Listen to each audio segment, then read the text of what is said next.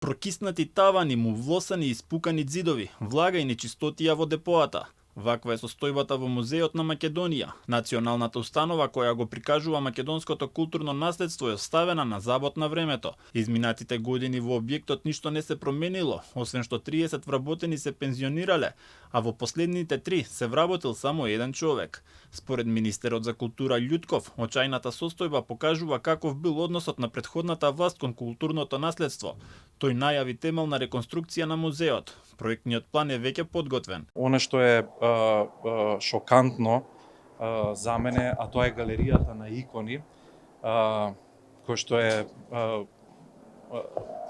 заштитена како посебно значење од прва категорија, од прв степен, всушност, после земјотресот во 2016 година, кога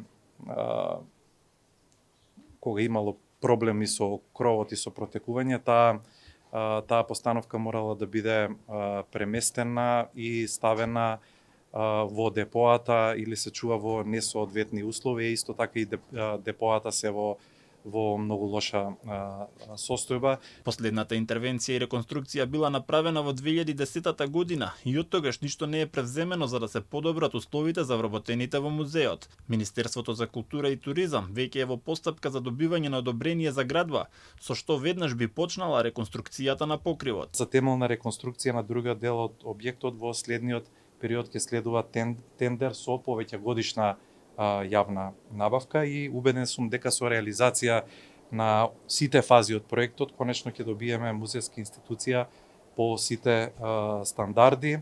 Љутков рече дека ништо подобра не е состојбата ни со другите институции, а последен во низата проблеми го посочи случајот со Драмски, кој прокисна пред месец дена при најмал дожд.